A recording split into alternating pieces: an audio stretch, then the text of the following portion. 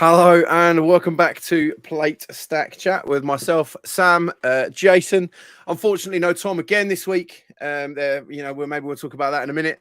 But we do have the owner of Graft Events with the most. I was looking online with the most CrossFit licensed events to his name in the world this year. It is the one and only Rick Hornsey. Welcome, Rick. Welcome to the podcast again. Hi, guys. Great. How are we? How are we this evening? We okay? Amazing, as always.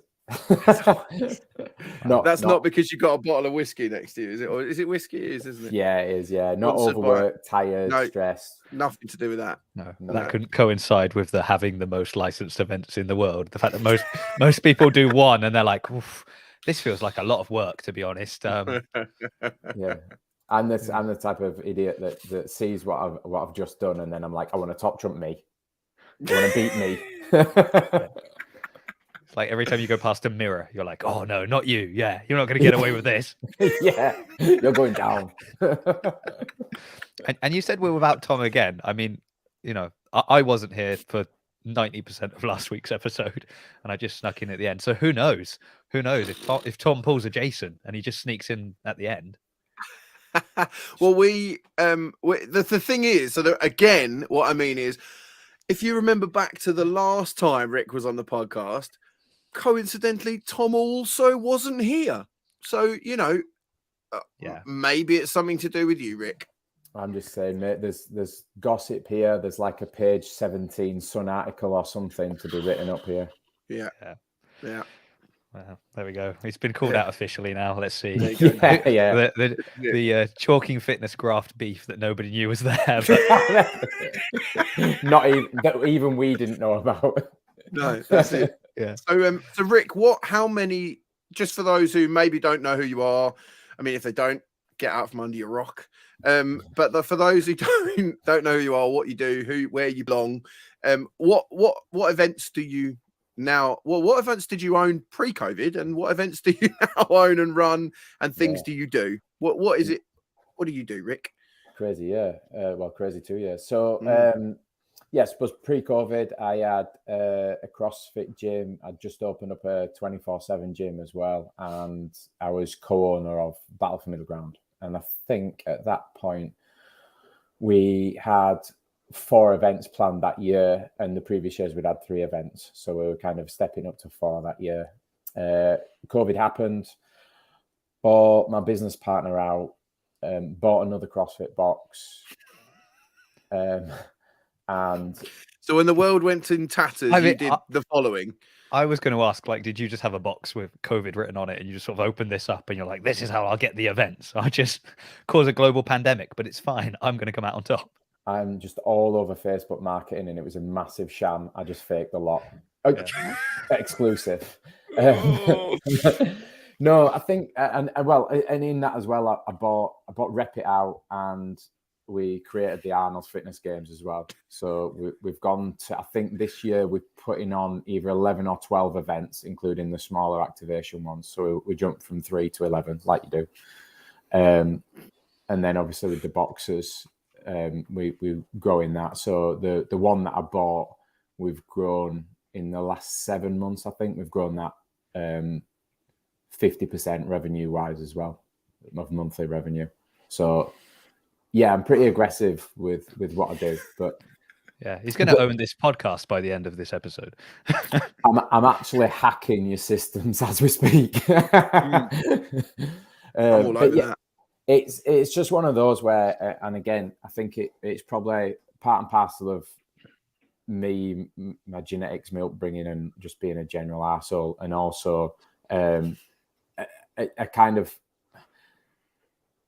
I think it's a fight your way through mentality, like a military mentality, where sometimes things get a bit gnarly, and you see some people kind of bury their head in the sand and wait for the storm to pass, and then you see, that odd random person that just says, actually, fuck this, let's go for it, and just rides a storm out, and that's the only way I did. I had no dead set answers that this was going to work. I'm still in a whole bucket load of debt from doing it, but I'm on that belief that in the long picture, this is going to pay off. It was a gamble, and I think we're on the right way of working our way out of that, but it's a gamble. The same as going to the casino and putting your house keys on red. Do you know what I mean? That's pretty true. Not from experience, no. Because yeah. To be fair, I've never done that either. But it is like the some of the finance that we've got for the gyms and things like that are riding on the house. So if it all goes wrong, I lose a lot. Yeah. But that's not where I'd particularly want to be. But if anyone's going to do it, it's you, Rick. Like I've known you for a few years now, and yeah. Gnarly is what it is, I think, isn't it? Just quickly before we carry on, you might see these things flick up, Rick. These are comments that people are putting. So this is Johnny. Johnny's giving you a round of applause. We might talk about you in a minute, Johnny. I thought that was waving. Yeah, a wave? Was it an applause? All right, whatever. You've even got glasses on, mate. Get some new glasses. Come on. Yeah. So welcome, Johnny. We might talk about you a bit more in a minute. But yeah, sorry, Jace, go on. Oh no, I was just going to say that. I mean, it's a similar thing, isn't it? Where you kind of, when somebody's just doing something because they can, and it's sort of like, well, yeah, why not? I mean, I worked in a hotel that was like opened as a brand new 4-star hotel, could have been the best hotel in this city, and it got ran into the ground. And the only reason it was opened is because this guy had a big pot of money, and the city wanted to kind of increase tourism and stuff there. And so there was a lot of benefits if you started a business within that sector. So he had no experience, no real desire. He knew nothing about it. And he obviously brought in people that did, but then didn't listen to them. And within the course of like 2 years, just destroyed this hotel. And it to the point that somebody set fire to it at the end. So it is literally in rubble now. Was it him? Because that's just an insurance job. Yeah. No. Well, who knows? I wouldn't put it past him. But he didn't care, did he? It was just like, oh, I've got this money and I've got a side project to do. Let me do this. Whereas if it is sort of, no, if this doesn't work, I lose my house, then that's the person that is going to put in the graft. There we go. Let's get it in there to make sure it's a success. He's not going to walk. You can't walk away from an event going like, yeah, well, 50% of the people weren't really happy, but who cares? Because you need the majority to be happy for it to continue to be successful. Because if it's not successful, you're sleeping on the streets. So, on the one hand, yes, it's a gamble, but on the other hand, it's that kind of extra layer of motivation that. Genuinely, I'm 100% agreeing with you, and I see more and more bits like this. There's a couple of good kind of Instagram things that come up that I followed purely for stuff like this, and there was one just yesterday I was watching where Arnie was speaking, and he was saying, Plan B is basically the executioner of Plan A, because you've got that safety net. You don't fully commit to Plan A, and I mean, I always have multiple escape routes because I'm a snidey little northerner. But on the same basis, I fully agree with what he's saying. Like the lifestyle that I live, people see the snippets of it, which is they see the events or the gyms and this, that, and the other. What they don't see is like almost the crippling anxiety that I've got, the 24/7 working. Like the second I wake up, I go for my phone and I'm checking emails and replying to people. And when I come home, my poor girlfriend, Kat, literally gets some like open eye, but no one behind the steering wheel, little bald zombie sat down that pretty much eats, never speaks to her, and is just checking his phone all the time, messaging people. It's pretty awful, and I feel sorry for it, but at the same time, it's tough because it's what's going to buy her a mansion. So tough, but that's all she's in it for, isn't it? Just the mansion. I hope so, because no one wants this. but yeah, a lot of people don't take that into consideration, and I mean, Jesus, even a bit back, I was talking to someone at one of the events, and they were having a joke saying like, oh, people think you're money laundering and this, that, and the other because they don't know how you're managing to do this growth. I'll tell you how I do this growth. I work for like 19 to 20 hours a day, and I pay myself a pittance, and I just let the businesses grow, because in my eyes, the money comes at the end of the sprint. things might be different if I had kids and stuff like that, which I don't yet. But like things like that allow me to just gamble and just go for it. Mm. Well, they say, I was watching a video today about money, and the guy was basically like, rich people borrow money. Borrowing is tax free. Do you know what I mean? Like, I know that sounds stupid, but you know, what he was saying, poor people buy stuff. Like he was saying, like purses and cars and things like that, whereas rich people invest. Like your businesses are essentially investments. Like there's all the stuff brokers you have. out, there's mortgage brokers out there who their sole job and customer type is multimillionaires, because they'll earn more money having that money in the bank than they will pay in interest. So by taking a mortgage, their repayments, they actually make money borrowing money. That's the super rich. I'm not quite there yet. I probably never will be. One day. And before everyone listening runs out going, you know what, I'm just going to go and borrow money because that's how rich people get rich. The catch-22 is you need to be rich in order for people to lend you money. So the poor people are not borrowing money. Well, but I mean, generally, like if you're saying like that's kind of the trick, isn't it? Is like somebody that's poor and doesn't have assets and doesn't have access to that. It's very difficult for them to borrow that money compared to somebody who's like, oh, I've got plenty of money. Can I please borrow some more? Of course you can. But then again, I think even on the smaller scale, which is still where I'm at, I think that just comes down to intelligence and hard work of putting, you know, spreadsheets together and doing business analytics and things like that. Because the way I look at borrowing money is it's another outgoing. So just the same as a salary, as this, that, and the other. So if I have to borrow $500,000 to do something, one is I need to have invested the amount of time and effort in building my businesses for the bank to even lend me $500,000.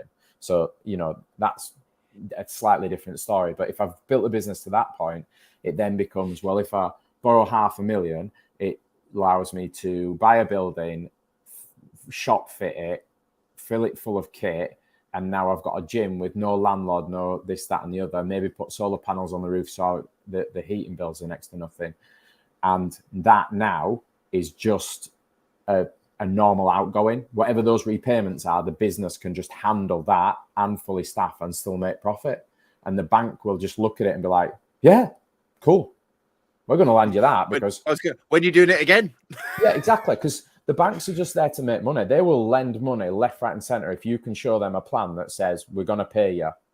Even if we make no money, you're going to make money. They'll be like, yeah, cool, go for it. Okay, well now let's talk about Bitcoin. A few little life lessons. Yeah. Well, there is a segue into this. The question is, what happens when it all goes wrong and messes up?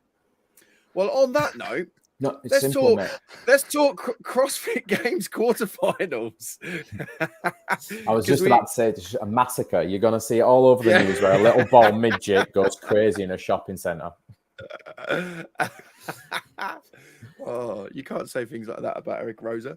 Weird that, isn't it? It's just it's a CrossFit haircut. Yeah, I just wanted to look like Uncle Fester. That was my.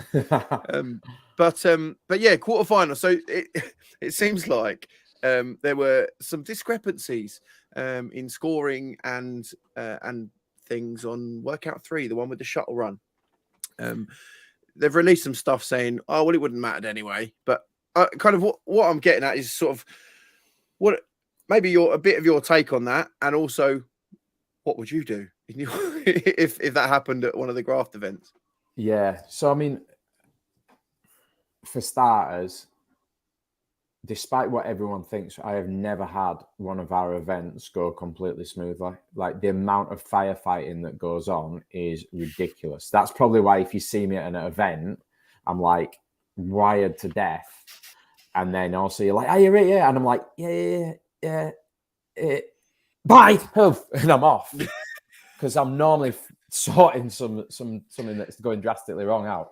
Now, with this, I mean, there's loads of things that go wrong, but I think they've trying different dynamics like shuttle runs and things like that. They've over the last 2 years completely changed how you as an athlete go to potentially get to the games or get to semi-finals or anything like that.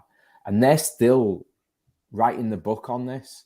So one of the things that I see a lot with kind of traditional employed, no way HR is, no how many days holiday they've got and everything like that type of people, which is 99% of society, is they're used to having everything laid out for them of how they go about do stuff and who they need to speak to about this, that, and the other. When you're self-employed and when you're head of a business and doing these things and go out and branch out and do something new, there is like no rule book. You're writing it as you go. And unfortunately for CrossFit, I think this time certain bits have got them caught out. And I have no doubt they dealt with it in their best way. But it's the same old thing. Like, you never learn, the kid never learns that the kettle's hot until they actually touch it. Like, your staff are never going to learn the flaws until they make the flaws. And then it's like, right, do not let that happen again. You know why it happened. Let's stop that. So in all fairness to them, I think it's a learning curve. And I also think that the format that they're trying to put forward from a business point of view and also for just the whole demographic of people doing CrossFit is actually probably better than it used to be. You know, like not really putting anything massively technical in until you get to the quarterfinals, which is when you've got the people that should be able to do the technical stuff. Jason, that's a big sore point for Jason, because he's been practicing all year for the Open and then didn't get to do any of the things that he'd worked on necessarly. I wouldn't say me. I was because I wasn't here last week, but I listened to the episode, and like this is I think maybe what I haven't communicated well, or like when I was lamenting over there not being any Olympic lifting and there not really being any kind of skills in the Open, it wasn't like, oh, the wrong people then make it to quarterfinals. It was people that know they're going to finish very low down on the leaderboard anyway, but all year have been putting in, like training every day, making sure they're listening to the cues they're getting from the coach, practicing their Olympic lifting, practicing their gymnastic skills, whatever it may be, knowing that, maybe I only get like 2 reps of that, but I could do that, or maybe I only get a few of this. They never got that opportunity to just use the stuff. And that was my issue. It wasn't like, oh, and it meant that people going on to quarterfinals shouldn't be there. Like, I don't care. I just think you've got to let people use some of the skills that they've practiced. So I agree with you. Yes. But what I'm saying is, I think there's been a shift in the emphasis of these things. So I think that there's 2 things. So one is they've started working a lot more with smaller competitions like myself, which is now, I think, the proving ground for the type of demographic that you fit into, where it's like now you can come and test stuff. For a big business like CrossFit that's been bought out by someone that's very good at business, which I don't think the previous team were, that now coming out from a bigger business point of view, I think they see the Open as an advertising, I get word out, and then we go from it. From a point in case in this one is,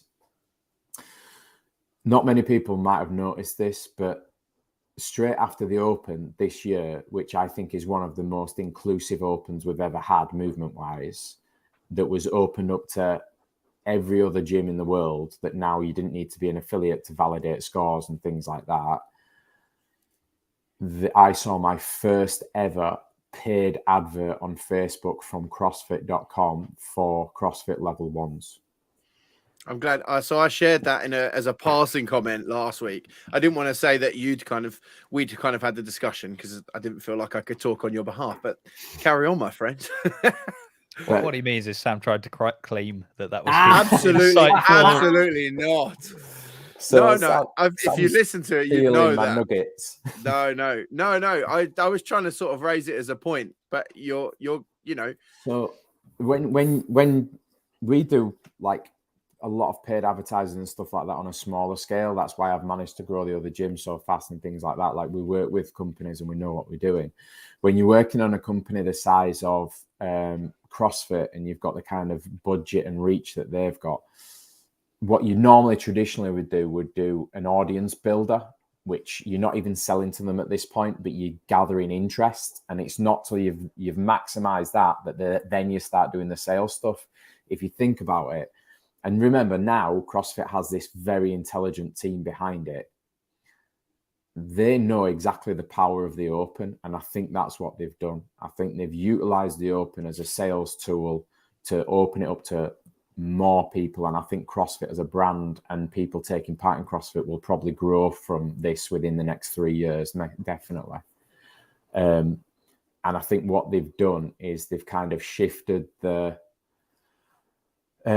let's say, kind of blockers to entry, which were high-end movements, and moved them to quarterfinals, and then also to the local competitions that they're now doing more to support, which in my eyes is where people like yourself should be coming and signing up to my comps so that I can destroy you. I mean, let you show these movements.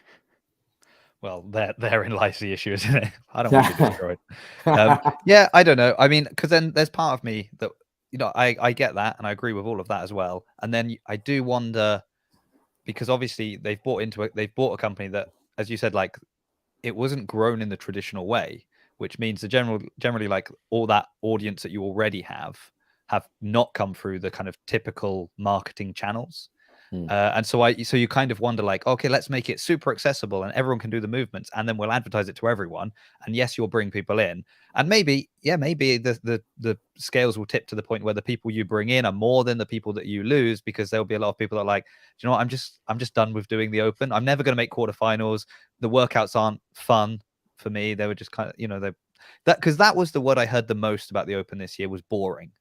Particularly the first 2 workouts, people were saying like, yeah, it's all right, but it's just like, what was fun was all the things local boxes were doing around the Open, but just the Open by itself, just like those workouts, were just kind of a bit boring. That was sort of the feedback I heard. As a box owner, this is me being completely honest, I think that's probably pretty much always been the case. Like, you've had different movements in it, but a workout that was all box jumps and dumbbell snatch. Yeah. That's been programmed twice through Opens. But what made it special was the box owners actually going out, buying the cases of beer, putting the disco lights up, banging the tunes on, banging Zach Wild, sponsored by such and such. Yeah, you know, but that was the thing that, and again, I don't think a lot of box owners understand this, that even if there wasn't the Open, you'd probably still go to your gym because of the fact that they've built an amazing community. And I don't think box owners really understand the strength that they've got of, actually, I'm doing so much of this is around them and around what they're doing to make, like, the Open special. It's the box owners and the team behind them. Yeah. I kind of feel like now it's like really convenient, I think, for new boxes, or I would say less experienced boxes. I think a lot could do their own thing and like make events throughout the year, do these kind of things.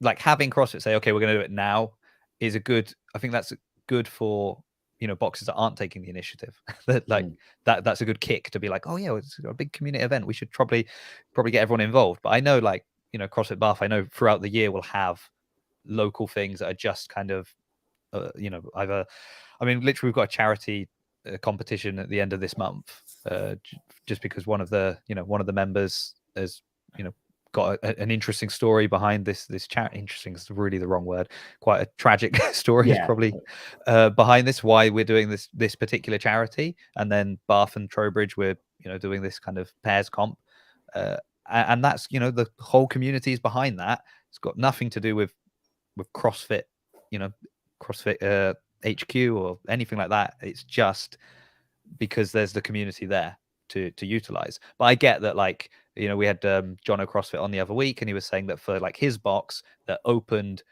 a couple of months before the pandemic, this was the first opportunity for them to really experience that bigger community of CrossFit and what it was. So for them, it was, great to be able to have the Open, and I get it. So it definitely serves its point. I don't want to be. I'm not super like negative about the Open. I just thought last week when I was listening back that like there's this thing of the wrong people made it to quarterfinals.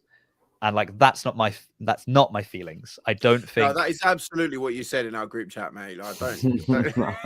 Yeah, I basically said, "How did I not make it into quarterfinals?" And somebody replied, "You're not a very good athlete." And I was like, "Aha, there we go. That'll be why." Mine was much more like, I just see the hard work a lot of people are putting in, and I think they would have liked to have a chance to showcase it. But I also get. That yes, they were opening it up to everybody else, and whether or not the elitism of CrossFit makes you go, oh, but they shouldn't. Yeah, but again, like this is them writing a new path and a new rule book. So I mean, you don't do that without ever breaking eggs and without ever getting negative feedback.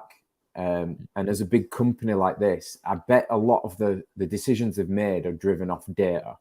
I can guarantee it. Coming from his other companies, they know what they're doing with data. So the decisions will be made not from like in the old day, kind of probably just Greg Glassman going, this is a good idea, and just battling something off. Now stuff's actually coming from like, I think, a genuine like data point of view with people that really know what they're on about, that's saying this, that, and the other. And they'll have gathered a lot of data from this one. What's to say next year they don't make it like 4 open workouts instead of 3, and then the quarterfinals is cut down, but now they can have 2 more technical ones where basically just off this podcast, they now understand and they're going to put another workout for you. But do you know what I mean? Like they're always learning and testing. Well, I mean, we've had Adrian Bosman as a guest on this podcast, so we've spoken to the right people. Exactly. It hasn't helped. Issues. It hasn't helped. Yeah, he's cutting it down to 2 workouts off the back of it. But we were talking when we were at March May, and we were talking about the Open, and again, it was one of those things we were talking just now before the podcast where I think you're going to say something and you say something completely different and it just blows my mind. So that we were sort of talking about the idea, or well, you were talking, I was just sitting there in awe, really. But the idea that why would you accommodate for all the people who are already doing CrossFit? Like you, as a business, you want a whole bunch of new people because you know that the people that were, and I'm sort of paraphrasing, but the people who are part of the community are not going to leave the community just because the Open was crap. But people will join the community because they've got to do these 3 workouts and they've sort of, get the level 1 and maybe open a CrossFit affiliate. So this comes on so many levels, and it's so funny how you can relate owning a box to actually owning CrossFit, even though I don't own CrossFit, but one day yet we just need a I've got the haircut. You borrow enough money, like you'll be there. I saw him once. But so when you grow a box and you have to make tough decisions, you upset the old members. Like the members when you opened up and you were offering a membership for 50 quid because you had to get off your feet. And then as you've grown, your bills have gone up and all the kit you've bought's expanded and everything. And you take the membership up to 60 quid and they're all like, what? And you're like, geez, I've worked my ass off for 2 years to build this and I'm just billing you an extra 10 pounds. But they are not happy because they had it at that price. That's kind of like the same thing now, but with box owners. So for the amount of box owners that they probably upset was quite a few, but the box owners that'll leave is probably minimal. But the amount of extra revenue they'll end up gaining from new people exposed to CrossFit outside of boxes and outside of this, that, and the other, that now you get sales of CrossFit merchandise, judging course, open sign up. It's small amounts, but small amounts in mass quantities add up to more than affiliates paying $2,700 a year. Do you know what I mean? So from a data and an analytics point of view, this is where I'm saying they'll now be looking at the business. They'll be like looking, if we manage to grow this in different areas, i.e. China, Asia, places like that are heavily populated, if we lose 100 affiliates but gain 2 million people signing up to the Open, oh well, cha-ching. Like that's the all the way to the brutality of bank. it. Like, Yeah, that's the brutality of it. Is it's a business, and it comes down to like the amount of over the years, the amount of members that I've lost as I've had to do a price increase. But yet I've gone from a fairly mediocre box to one that, quite frankly, I think is like the bee's knees. It's got shitloads of kit. It looks amazing. It's got aircon. It's got like heated. It's got a full like ROMWOD room that's heated to about 8 million degrees, or that's what it feels like when you go in after a workout. Like I've gone up and above with what I'm offering, but to do that, I couldn't keep the same price. I think people that paid the original price struggle to see that, and I think that's where CrossFit's at the moment. It's trying to push, it's trying to grow, and people that are used to it don't like the change. And it's like, no, I want 2018 back. Bring it back now. It's the trying to give value. Like that's what I feel. And that's basically what you're giving to your members. You're trying to add value, and the only way you can work out what is going to add value is doing different stuff.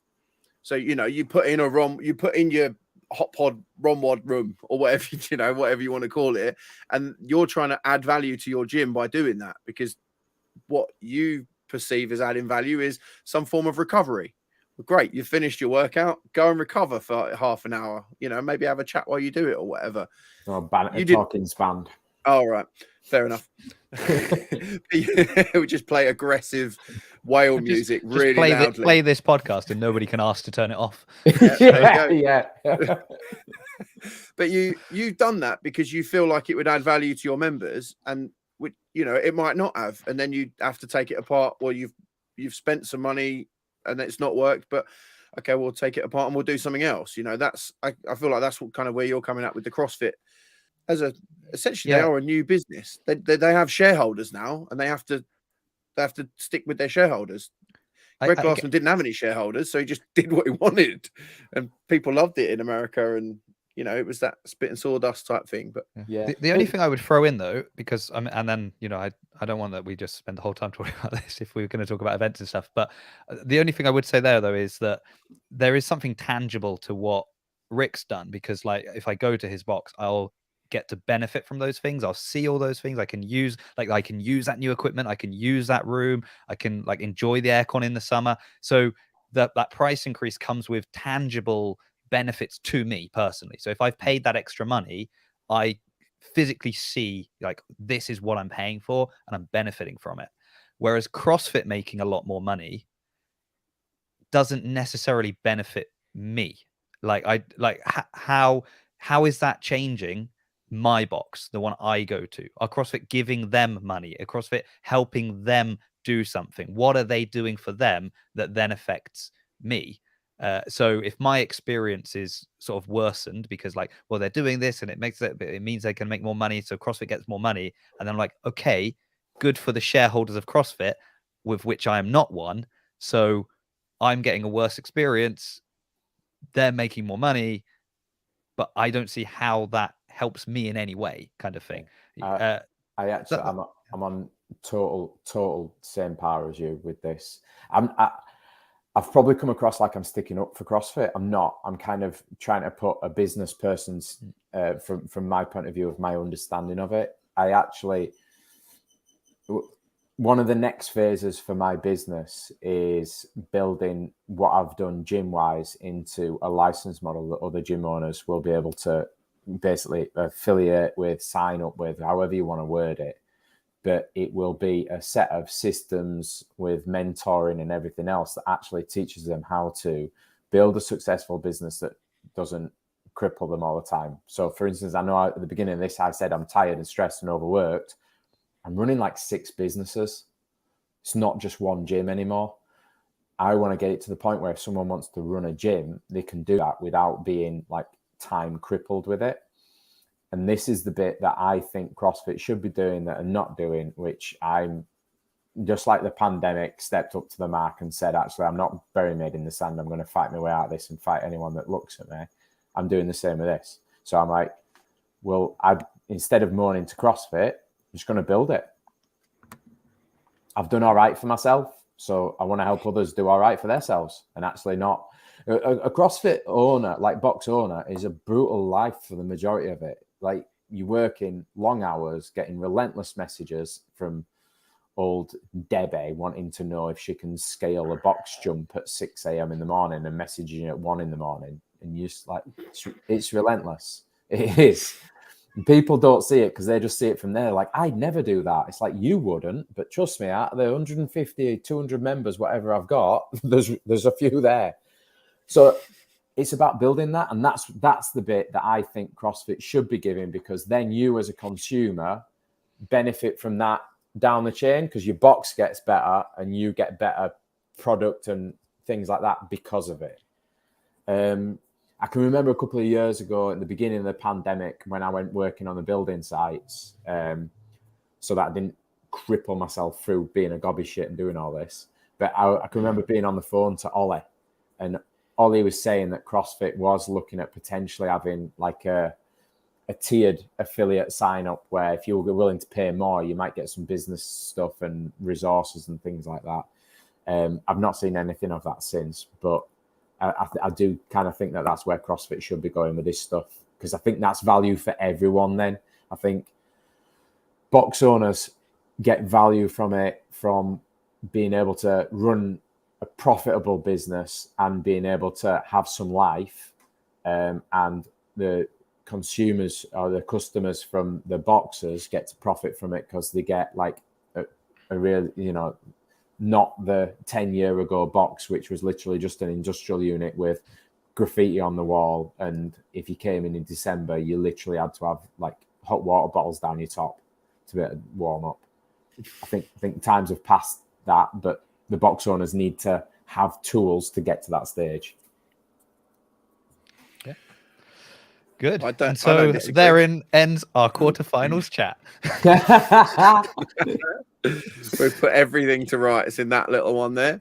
But even with that, sorry, just to go back to quarterfinals, even with that, the leaked workouts and everything, I would love to see the data on that, of whether they got a better hit response over everyone thinking they'd leak stuff over just a normal announcement. Yeah. They're a clever company. And if you're telling me a company that's worth billions and doing amazing for themselves accidentally leaked stuff on YouTube, you can kiss my brown sheriff star. It didn't happen.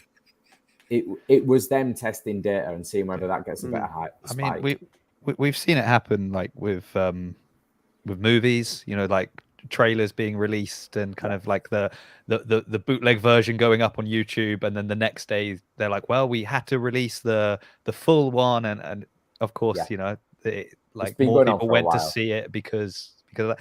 Oh, absolutely, I'm sure that's right. And another thing I would say is I find it, there's like the whole Annika Greer thing of whether or not like her thing got submitted late, and should that, and then it's sort of, CrossFit leaked workouts, CrossFit did this wrong, she's done that wrong. And it's that kind of like two wrongs, should that make a right? Like I do feel like you can't start looking at all the everything does need to be compartmentalized into, this is one event, this is another thing that's happened, this is something else, and potentially it's different people involved in all of these things. So and I think the thing you've got to remember as well is everything is a time critical decision. So how many times have you watched something back on the footy or something like that and the ref was clearly wrong, but at the time had to make a call? And I think a lot of that comes into play here. And that's the same with judges at comps. You know what I mean? Oh, I saw them. They definitely did that. It's like, well, the judge didn't. Just have some. The judge, and you've got their great Auntie Maud coming up. Like, my great Auntie Maud filmed this on camera. Look, she was at depth, honest. Yeah. Like, well, yeah, but the judge. I'm dying to get one of them and just throw the phone like at the other end of the hanger. Oh, this one. Where's that? Cheers, mate. What video? I don't see one. Sorry. Well, here's an interesting point, and maybe this could get us on to talking about like live events versus these kind of things, because I was listening to maybe the Savan podcast. I can't think who said it now, but I think someone is talking about like video reviews and the fact that when you do a video review, people can like, go frame by frame and be like, oh, you see, just here, his foot just didn't quite come. And it's like in live competition, or when they had a judge watching them live, they didn't have the opportunity to freeze frame that and look from every kind of angle. If they will have made a call in the moment. And it's kind of like, is there any way that that can be applied to video review, that maybe you have to watch it as it would appear live, kind of, or whether people could cheat the system doing that, I don't know. Well, but isn't that the case? You're basically what we're saying is the case of, if you can do an online judges course, then that qualifies you to be a judge, right? As far as CrossFit are concerned. So what you have to do is trust that those people are judging properly. Otherwise, don't. Otherwise, don't bother doing the course, and everyone submits a video review, and then you take the top scores and you work your way down, essentially. But I think the bit that is kind of lost here is that name me another sport. Like, so let's take football for example. You got 22 players on the field. You have 22 refs. This is such an example I wanted to pull up later when we were going to talk about getting volunteers for events. This is my point, right? So the point is you've got a lot of volunteers. You've got a lot of different experience levels, and they're also just calling what they see. They get stuff wrong because they're humans. I get stuff wrong. I know for a fact when I was judging at regionals, I counted someone wrong, and I'll hold my hands up to that. It's real life, but you see, I'm old school, and I like the beauty in that.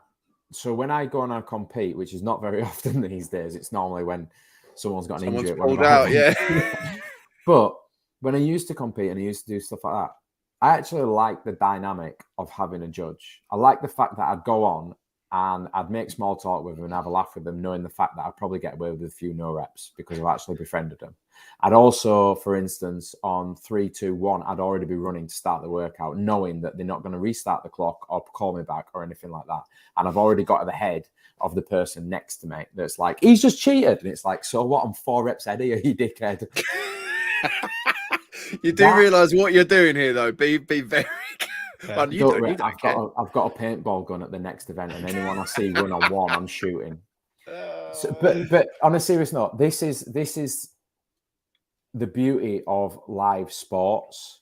And I'm sorry, but we get a lot of not very experienced sports people that do this. Like my background is rugby and martial arts and stuff like that. So when you were playing rugby, it's a very physical contact sport. There's fights, there's all sorts go on, but yet when that's over, you have a pint with him at bar and you're not bothered. It's a gentleman's sport, even though it's aggressive. You address the ref with, authority.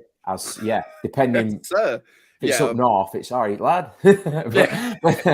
but there's respect there across that, and there's the understanding that calls get wrong, whatever. But that's live sport, and that's the bit that I see, especially like as time goes on, that is lacking these days with sport. Of that actually, like how many times have you done double unders in a comp environment, and the judge miscounts your rep? Like you're like, it's 50 double unders and you're like 50, and you look at the judge and they're like 35, 36, doing the head nod as they always do, counting double unders, and you're like, tough shit, I'm doing 5 extra.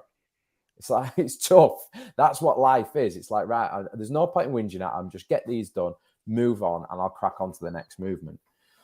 But these days, then Brenda's coming up with a mobile phone, going, oh, she did 35 instead of 30. And it's like, who cares? I'm sure on another workout, they'll have probably got away with squats that didn't go below parallel. They'll have probably got away with something else. It's part of the course. I kind of feel like, breaking parallel is a great example. It's like, if the judge didn't catch it, and maybe kind of it was so borderline that they were like, I think she's probably right. I feel like the athlete at that point has attempted to do it correctly. Like the effort it would take for you to kind of go to the very limit and not quite break parallel, it's like, that's surely more effort than just doing it and going up. Yeah. So you kind of got to feel like, look, they're not trying to cheat here. There are no reps that you're like, yeah, that was about a third of a rep. So come on. Yeah. But sometimes it's so Deadlifts are the borderline that prime. Deadlifts are the prime example on that one, when they just don't stand up, or squats when you just don't stand up because you're already halfway down on the next one before you've stood up. Do you know what I mean? Yeah. Like you're trying to get ahead. At the end of the day, they just try to be fast. They're not like intention. Like I've never through a wall ball thought I'm going to stop early on the squat just because it saves me a millisecond. It's like everyone goes to their bottom position. But then again, this is where this goes. This will now probably hit a little bit on March Mayhem. So March Mayhem was one of the toughest events I've done to date. It's been really hard coming out of COVID actually for live events, for getting volunteers, which we're going to hit on in a bit. But I'm going to try and talk now about the knock-on effect of that, which is exactly what you're saying about if people aren't doing that. That is the exact reason why we need good, well-mannered, level-headed head judges that can come in, back the judges up, which is what every head judge should do. Talk to the athletes, not the judge. So if there's any head judges listening, this is my fucking however many years worth of experience here. If something's going slightly wrong, stop thinking that it's the judge that's doing it wrong. They're doing their best. Shit bust. Doesn't matter whether it's going wrong. Talk to the athlete. Back the judge up. Talk to the athlete. Tell them where they're going wrong. Tell them that they will start getting no reps if they don't do it properly. Because right now, what you're doing is you're building the confidence of the judge instead of knocking it down. The judge now feels like they've got the okay. It's not their call. You know what I mean? Now they're not the dickhead. This bald-bearded bastard is. So I can call no reps all day long because I've got the backing of him and he's the one that you're going to have to argue with, not me. But then also, you're penalising them by chatting to them. You're stopping them doing the wall balls or whatever, and that's penalty enough. So a lot of the times the crowd go like, they got away with no reps, blah, blah, blah. And you're like, I was talking to them for 30 seconds. Trust me, that is a penalty in a workout. So there's a lot of different aspects where people don't see it from like the bigger picture. Like for judges, they're going to get stuff wrong, but they need head judges and they need backing by them rather than like if you run in and start like shouting at the judge saying, but that's a no repping. But the judge feels like an absolute prick. Do you know what I mean? For giving up the weekend, for trying to do a good thing and they were doing the best anyway. So speak to the athletes, let the athletes know what's going wrong. But to reference it back to March Mayhem, hand on my heart, that was one of the events that kind of broke my heart a little bit with the standards that I normally uphold. And it came down to us being so short-staffed that we didn't even have head judges. The head judges were judging. So then you had no one to go and help the judges that we were pulling out of the crowd and people that were just volunteering their time. That no wonder they weren't really keeping the standard because they didn't even know themselves because they just walked out of the crowd. But then we didn't even have a head judge to go and help them and assist them, which is where the shortness of volunteers and this new ability that's turned up after COVID of just bailing at no notice is hitting events hard, like really hard from what I'm gathering. Yeah, I wanted to ask about that because the way I'm obviously not running events, so no idea, because I did wonder about that side of thing because I feel like we spoke about it a while ago on the podcast. We were talking about like how many events there were now. And we were looking at it like, how can, will they have enough athletes? Like, is there enough people? Because obviously they've got to pay to compete. They've got to travel. You don't want to beat yourself up too much. So how many events can you do in a year kind of? So we're like, well, will we have enough athletes to fill all these events? We're like, well, if these events are still happening, then the answer must be yes, surely there's enough people. But then the other side of it is, volunteers. And it's tricky, isn't it? Because like, I think there's somebody who said, yeah, I'm going. Like once you've said, yes, you're going, you should be going, right? Like if you've agreed to it and the competition is running ahead with the assumption that we've got X number of volunteers, because that's how many people have said yes.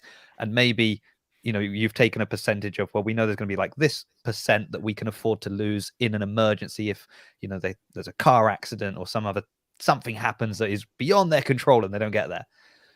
But I just think in general with like the number of events we have now. So I was speaking to someone on Monday, asking if they were, were they planning to come to Sid or not. And like they were saying, well, I'm actually going to go to these 2 events to compete. So my wife has kind of already let me go these 2 weekends. I don't really think I can kind of get in another weekend. And that's, so that's I think Sid, which is going to be a big event, right? But for him, it's sort of how much time can I spend away from my wife and my kids? I mean, I'm the same. There's a very small number of events that I'm like, yeah, okay, these are the ones I can go to and support because I've kind of agreed to. And then the rest of the time I need to give to my family. Yeah. But at the same time, then I'm not going to go and commit to going to another event if I don't think I'm going to be there. This might get me loads of hates. I don't know. I don't care. I'm just going to say how it is. So I would say, let's clear one thing up, is like getting the volunteers didn't seem to be a problem. We had either 52 or 54 judges supposed to be turning up. On Saturday morning doing the brief is when I got told we had 11. That, I'll be honest, that was, I was setting up on the other floor and I was just walked over because we had to do the brief on Saturday, didn't we, for the fire and all that stuff, the lady in the venue. And I walked over and I looked at Claire and she just looked back at me and I was like, is this it?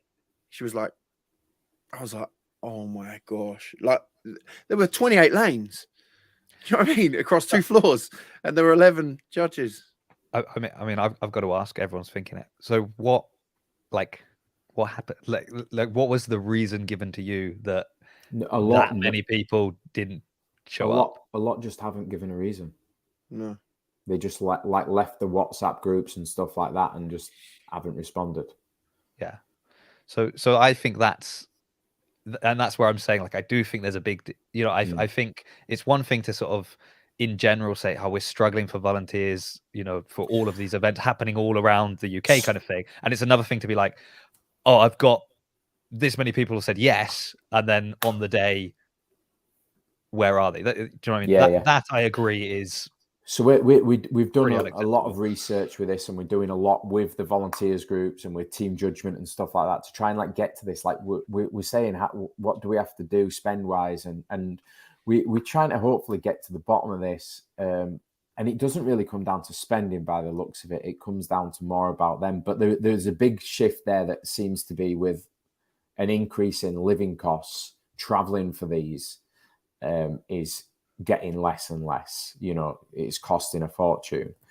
And I'm sure everyone out there thinks that when you're doing events, you're making mega bucks because you're like, yeah, well, we paid this much and then that much and then that much.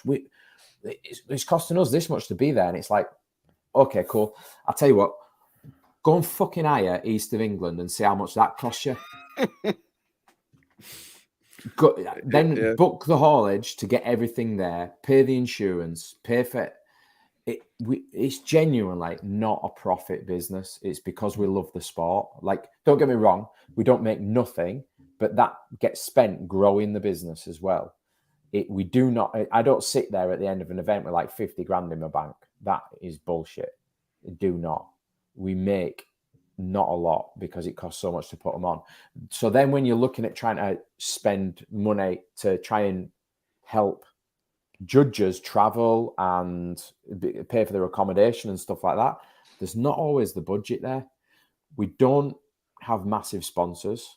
So, I mean, if anyone knows the head honchos at Puma, Reebok, any of those major brands, give me a shout because I'd love to get them on board because that'd help us. I'd give a massive stash to all the volunteers. But Sam's probably got all of their numbers on his phone. He can give them to you after this. He's just going to text them all through. But do you know what I mean? Like we do the best we can, but when you think you've got it nailed and you're okay, and then they let you down last minute, it literally just leaves you with nothing to do.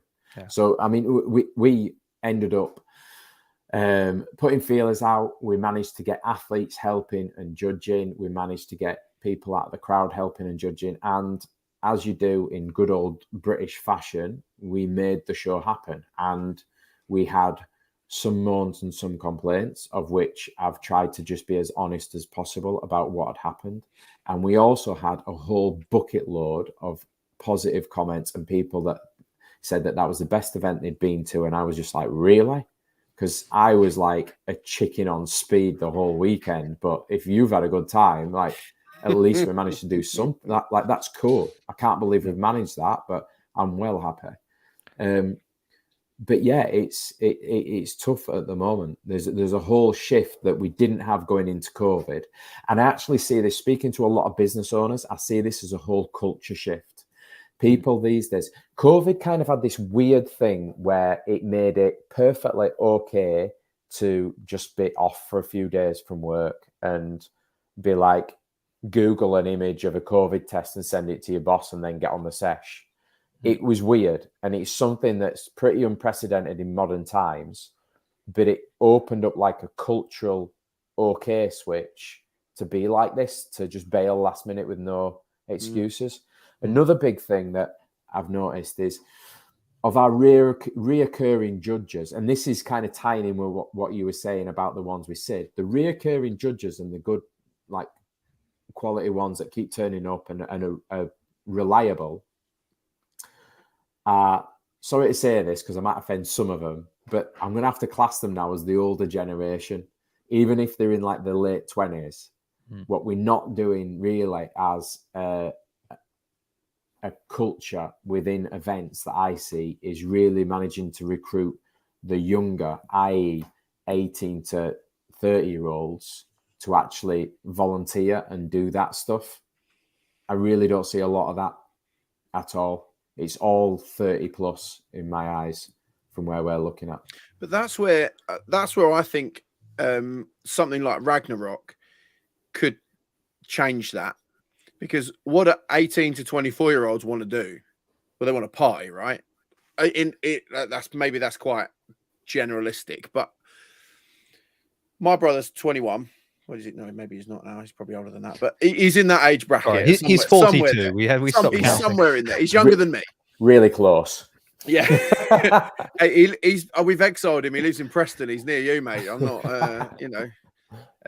yeah. But anyway, the age of people he hangs out with want to go out. They want to have fun. They want to do things in the evening. They don't want to, they want to go and party and drink and all that sort of stuff. Now, he's still compos mentis the next day. Don't get me wrong. So actually, what you're doing in creating like the sort of fitness festival, if you will, is trying to accommodate that. So now you could say, right, well, come down for the Saturday and party on Saturday night, and then like sort of hang on for Sunday if you're available, and then maybe you can get some of the old. I'm going to call them the old guard. I don't know why, but for like a Sunday or whatever. But it's that different dynamic that's being brought to something that is not just come and graft all day for like. Not a lot of. See, I feel that backfires a little bit, because I think, like, for me, I'm like the experience of going and being at the event and being behind the scenes and helping out, like that's the experience, and I enjoy that. And I think if you're like the person that just wants to go down and drink and have a good time, that gets in the way. Like, you don't want to do that. You just want to go down and have a good time, kind of thing. Or going back to Rick's previous point, yeah, like maybe I say, yeah, I'll come Saturday and Sunday. I'll be there the whole weekend, go out drinking Saturday night. And then on Sunday, I don't really feel like helping out. And there's that thing of saying, if I'm not that well, maybe I shouldn't, I can just send a message and say, sorry, got to bail, because it's not, because I think, again, going back to Rick's previous point, like the whole COVID thing, I think the reason it's created this weird system where, yeah, people can just bail at the last minute is that even if you don't want to be the person that bails at the last minute, you might, work in an office where you've got all these very like hypersensitive people that if you show up with, a runny nose, like, what on earth are you doing here? You need to get out. You can't possibly mix with us. So it's just across the board now. I agree. So in a way, Sam, I think what we're doing at Ragnarok, hopefully, Ragnarok's my baby. It's where I've said something to the team, and it's kind of a vision that I've got, and it's like, I want this to become reality. I'm like, I'm sick of going to CrossFit events, and it's stuck 10 to 15 years ago. It's like, no, they're happy to come and pay, sit on a concrete floor, watch the mate work out for 4 minutes or 7 minutes, and then go and sit on a concrete floor, walk around the vendors for half an hour, and then that's the day done. And they're just going to, I want to make Ragnarok into, there is cool shit to watch for the whole day. And if you have managed to see it for the, like within your time there, I've failed. There needs to be enough shit that you leave going, fuck, I never saw that. Where was that? That looks cool. That's mint. I wanted to do that. I remember the first time you ever said that to me, actually. Now I come to think of it. We were at the place in Leicester, and you were like, there's all this space out the back. Like, I'd love to have a fairground and axe throwing and paintball and all this stuff, because a bunch of people will come and they might not even care about CrossFit. Like, their buddies are just going to go do this workout for 10 minutes and then they'll be back and we'll be playing paintball again. Like, but that's it. I've recently said it on LinkedIn, but for me, events is about experience. It's not about just putting on a CrossFit competition and those people get what they wanted out of it and this, that, and the other. It's about having an amazing experience where you leave and you're like, wow, like that was cool. That was cool. I love doing that. I can't believe they did that. Like, that's where the CrossFit game, in my eyes, need to start escalating towards. It needs to start seeing the bigger picture of, like, I've never been to the CrossFit Games. I'd love to. If anyone's watching this who wants to give me a free plane ticket out there, I'll be right on that. But yes, send it to me. I'll give it to Rick. Yeah, yeah. But probably put it in my name, though. How many times have you seen people at the CrossFit Games and their Instagram is all about like the vendor village with loads of cool stuff going on and this, that, and the other? And then, you see little snippets of what's going on. But the whole experience has been amazing. Look at Wadapalooza. How many videos were more about, whoa, I'm on this beach doing this, and now I'm at this CrossFit event watching this person do this, and now I'm in a strip club doing it. Do you know what I mean? Watching Khan Porter do a shoey, like, do you know what I mean? Exactly. It was Wadapalooza is like the experience. It's, you are going to Miami. It does matter that there's a CrossFit comp on there, but it pulls everyone from everywhere because it's like, fuck, this is Miami. Of course I want to go. I want to qualify for that. And I'm an old fat ball midget. Like, I'm trying to get in the adaptive division. It's like it's a mint competition, not just because of the workouts, but because of everything that's around it. And that's where events need to go. So here's a question for you, just to really throw a spanner in the works here. Is there the chance then that there's so much cool stuff to do, to see, like, I'll go and see my friend do like his workout. I don't care about any of the other heats. During the other heats, I'm going to be out doing whatever it is that's out there. I mean, if we can change axe throwing to a hammer that comes back, that will be brilliant. We'll do that. Living the Marvel dream. But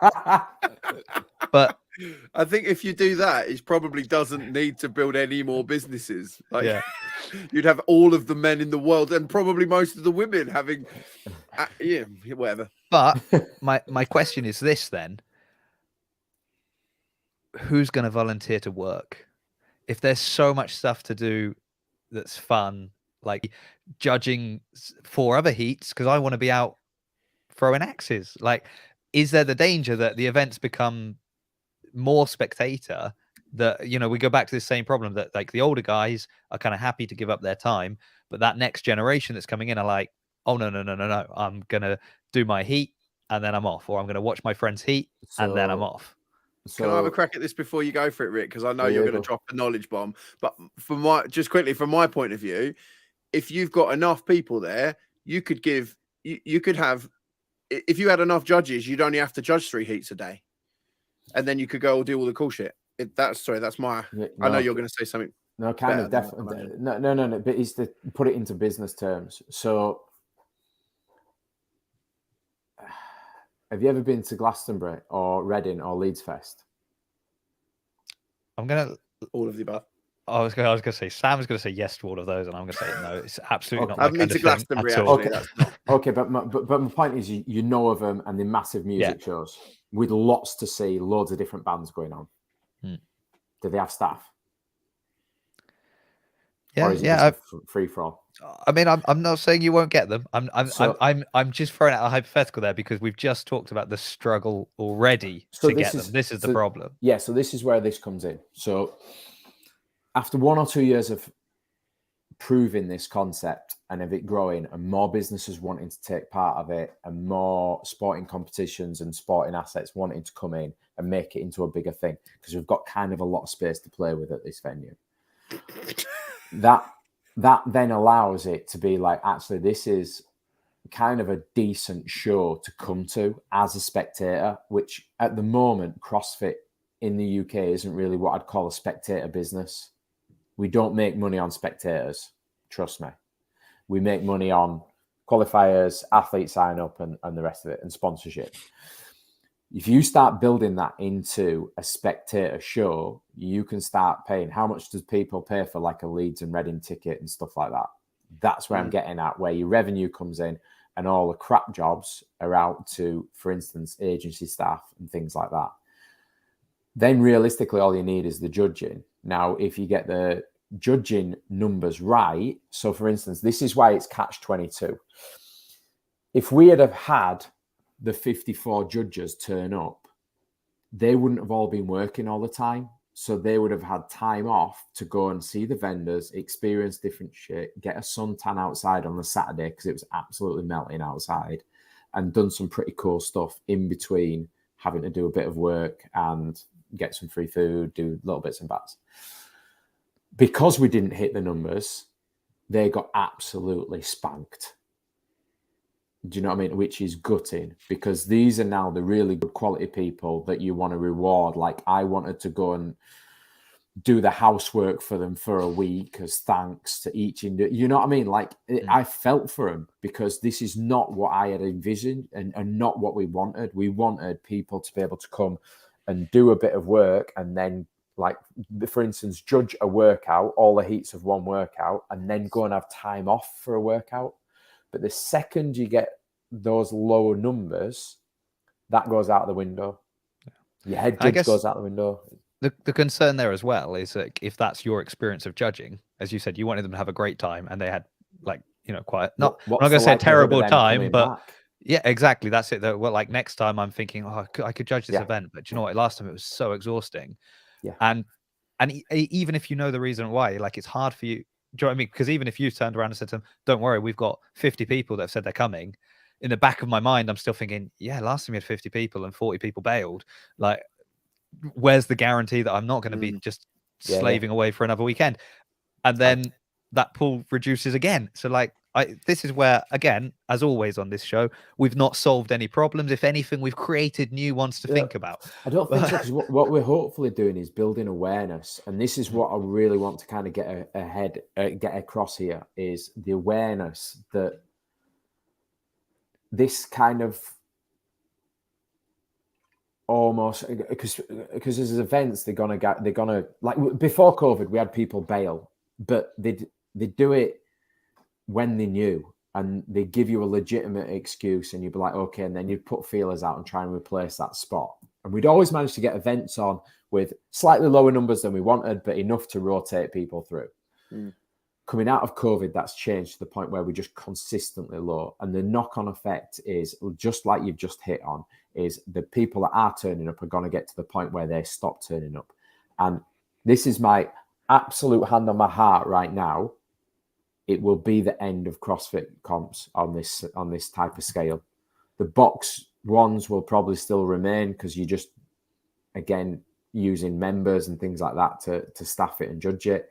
On the bigger scale of you know, Battle for Middle Ground, Castle Games, Euro Champs, One and All Games, all those types of things, when it gets to the point where you have a full year of horrendous events, working yourself to death for peanuts just because you love something, you stop doing it.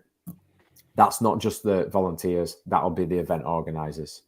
They will stop doing it because it is just not worth the stress and hassle. And that's where I'm coming from. We need people to actually just kind of step up to the mark of saying, do you know what? I kind of really love this shit and it's fun. And when we go to events, it's actually cool as shit and we do awesome stuff.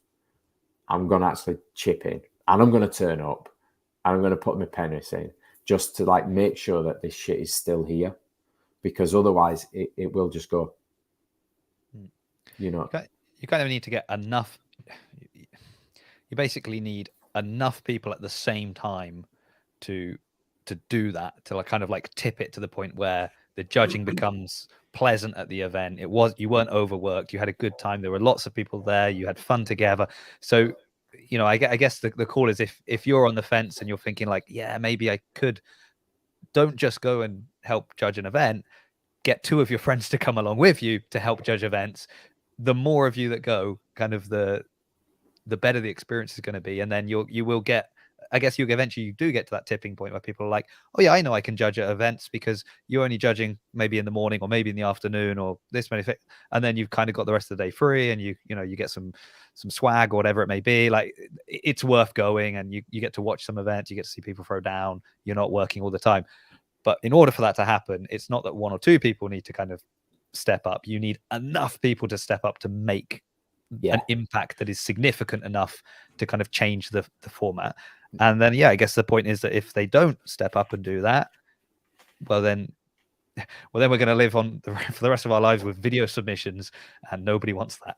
Yeah. Well, this is the exact reason why I kind of reached out to you guys to try and have this conversation. Is on the back of March Mayhem, we reached out to a few events, and that's when it became apparent that it's not just us that are suffering with this at the moment. There's a whole heap of events that are having exactly the same issue. And from what we've gathered so far from asking around, it seems to be this mixture of, living costs, fuel, and hotel price, everything going up. They're not as, or they don't have as much expendable income to do it. There's an event every bloody weekend, but to be fair, there was that before. But there's no young blood coming through as well. It's just, I can guarantee it's the same kind of like faces that I see, and they're all. I don't want to insult some, so I'm going to go safe and say 25 plus. But they are definitely not the younger end of the generation. Do you know what I mean? Yeah. Nearly all of them have 2 leaderboards they can look at on the open. yeah. Yeah. Well, you only have to look at the winners of look at the podium, or literally go to the Battle for Middle Ground site, look at the podiums, and look at the age of the people on the podium. Yeah, but this is the thing, and it's one of them horrible moments in your life when you say stuff like this, and it's more of a reflection on me being on old shit. But it seems to be a culture shift with the younger generation coming through, and of I want to pay for it, not do it type of mentality. Like, I'm paying for it, I'm not going to go and work it. And I'm not saying that's all of them, but what I'm getting at is, as a general broad brush, that seems to be the kind of shift that we're seeing, where the younger ones don't want to volunteer the time. What I'm trying to do with, since I kind of came back with my to my box, so I've just putting this up plus with Joe. When I came back to my box and was like, basically like, hands up who loved judging in the open, and like everyone was like, yeah, that was mint. Like, you got to do that, and it was fun, and we got to throw down sort of next to it, and stuff was happening. It was great. Okay, well, anyone want to come to an event which is like 40 minutes from our house? Because you could literally drive there in the morning, leave at the normal time you'd go to work, go do that, and then they were like, oh well, this and that and the other. Okay, the March Mayhem one, my reflecting on it, it was also Mother's Day weekend, and I'll be honest, when I said I'd do it, didn't realize it was Mother's Day weekend. I was not in the best of books with anybody in my household that weekend, but that's not the point. And you didn't do that I'm sure you didn't do that on purpose. So again, from like an event organizer's point of view, I mean, right, we had a message 4 or 5 days before the event, asking us if we could move the event date because it clashed with quarterfinals. Yeah, of course we fucking can.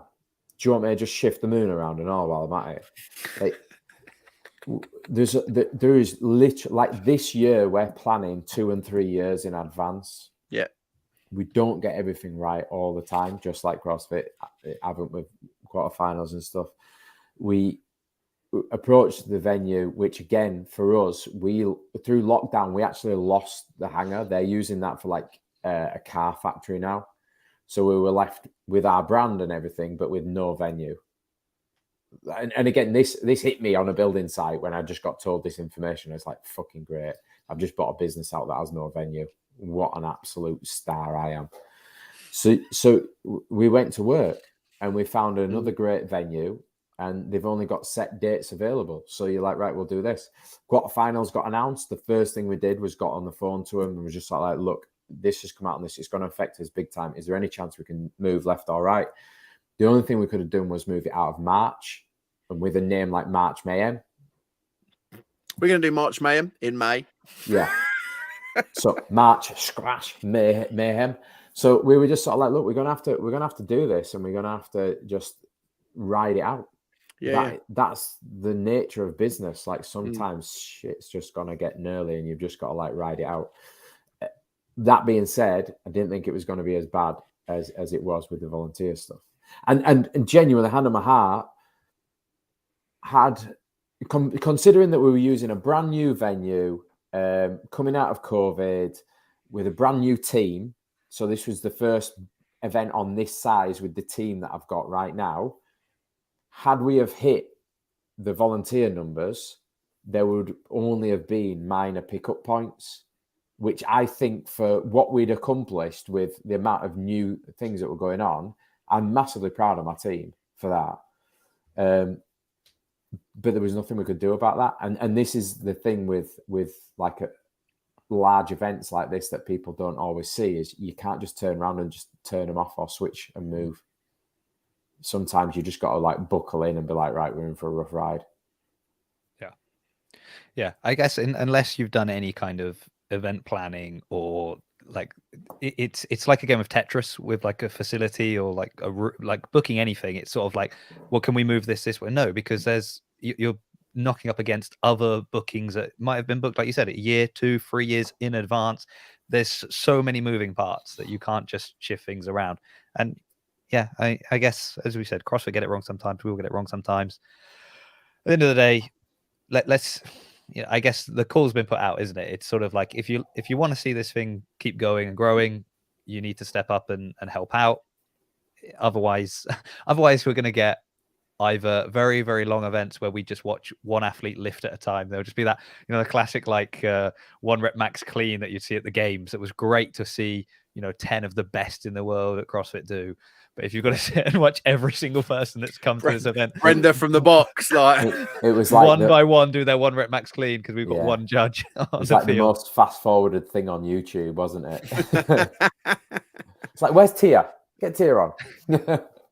So but yeah, okay. It will be interesting to see then. I look forward to checking in a few months' time and seeing how the volunteer numbers have skewed one way or the other.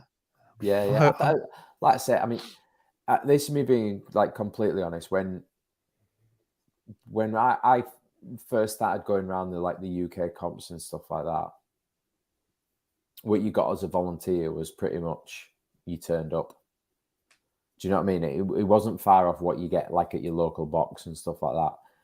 I think the UK scene has improved so much, like it's ridiculous. The amount of comps I see now doing merch stashes, doing training camps and things like that. Like the comp organizers are digging out blind, but the participation is the bit that's lacking.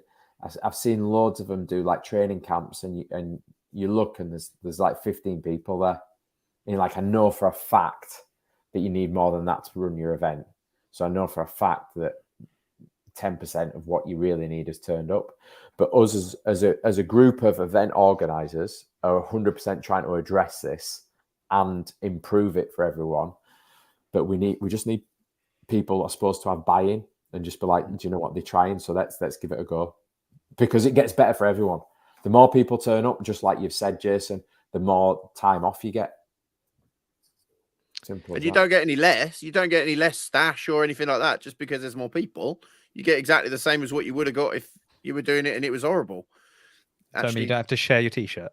Yeah. Sorry, it's your turn on the field. There you go. You can fit a few people in my T-shirt, but I like you thinking. That's cost cutting. I like it. Every lane has a T-shirt, and every time you switch in, you switch your T-shirt. Oh, that guy that's coming in and judging Heat 5 is not happy. He's like, oh, this is dripping. He's got a scorecard on the wrong workout, and his pen's gone walking, and he's got a sweaty T-shirt. Life doesn't get worse. So if you want to avoid that future, volunteer now. That's the. Don't do it for me. Do it for Guy in lane in Heat 8, right? Because he's the one that needs a fresh T-shirt. Nice. Well, before we wrap up, have to say that we better say it on pod because we created the graft chalking fitness beef at the start, but Tom has sent us a message, saying that please pass on his apologies for not being here. So he sent me one saying that he wants a fight in Tesco's car park at 7 p.m. So all right, look forward to the next Plate Stack Chat live. You just got to work out which Tesco it is. I'm going to them all. Oh, so's he. Well, Rick, thank you so much for coming on. I know this kind of came about because you sent me a long voice message on WhatsApp. Just like, mate, we need to do something about this. I was like, yes, mate. Yes, we do. And to be honest, you're probably one of the hardest working people I've ever met, let alone in the CrossFit industry, like just in general. So I want to thank you for sort of what you've been doing for me personally, in sort of the MCing and all that kind of stuff, and sort of my growth in the sport. So yeah, thank you for that, and thank you for coming on here. If you are wondering how to get in touch, how to judge, how to get involved in all of the events going on, the graft events, there are loads of them, and you can pick any one. There's one at I think is it CrossFit Talisman now? I think it is on the 14th of March. I'm doing this off the top of my head. That's a Rep It Out one. That is Rep It Out. There is Battle for Middle Grounds Ragnarok, 2nd and 3rd of July. That one's off the top of my head. You're going to need to help me out. Leeds Trinity War in Leeds is on the 20th and 21st of August. I can just go through my calendar. How do you know these? Even I don't. Mate, that's it. Anyway, let's just put it out there. If you want to do an event and you're not sure of the date, just send a message to Sam. Day or night, doesn't matter when. Just send him a message asking what time or day a certain event is, and he'll let you know. His number is 077. No, no, but on a serious note as well, I just want to get this across. Like, this is not just for Battle for Middle Ground. I'm not saying this as just me trying to. I'm saying this because I give a shit about UK CrossFit. I think we've got an amazing scene going on. I think there's some amazing things going on. I'm in touch with quite a fair few of the other event organizers, and they're all awesome guys, try to do amazing things, but they need some help right now. They need people that are willing to give up the time and help them. Yeah, I would say look in your local area or just outside of your local area, see what competitions are being put on.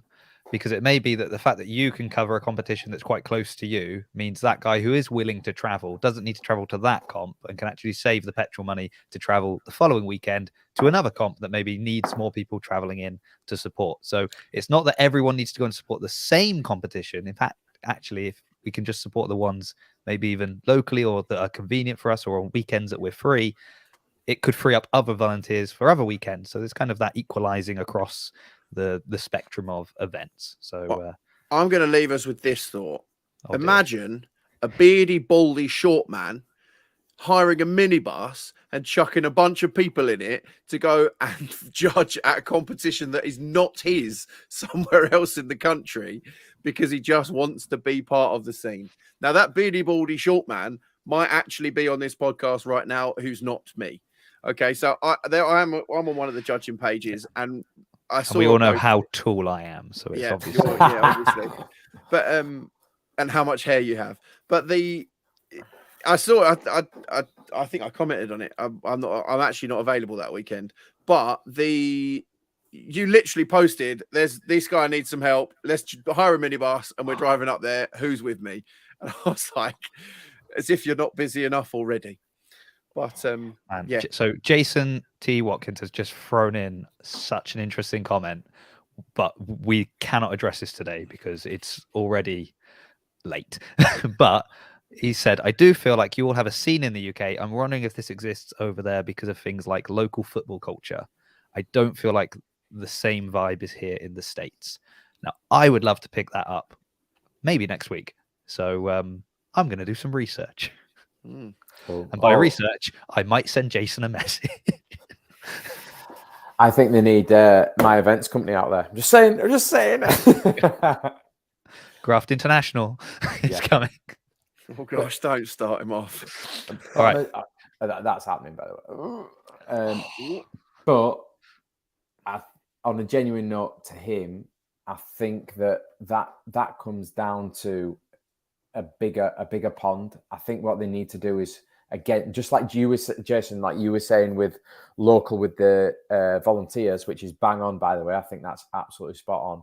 I think as well with that is you've got to create a community close in, and with America being such a massive expanse, I think you need to work and try and focus on local states and really build that community. Because I've seen what the sporting events are like in America, and they are sick as fuck. And I think it's a case of bringing it local. I've seen what like your local football teams and things like that are like, that your college teams. It's mental. We don't have that in the UK. I have never been to like a university football match where there's been a stadium with loads of crazy shit going on. Do you know what I mean? It's like three mums sat in the car park in rain. Go on, Jimmy. Go on. You've got it, but you need to bring it more. They're still complaining at the ref. This is the thing. Yeah. The one coach that we do have is just complaining at refs, even back when it was then. So yeah, no wonder you've got judges like one-on-one being called out. Brilliant. Okay, Sam, land the plane. Yeah, thank you very much. I'm landing the plane. Bless you all. Thank you so much, Rich, for coming. Thank you all for watching. If you're listening on Spotify, thank you too. We will see you again next week, 8 p.m. Wednesday. Love you. Bye.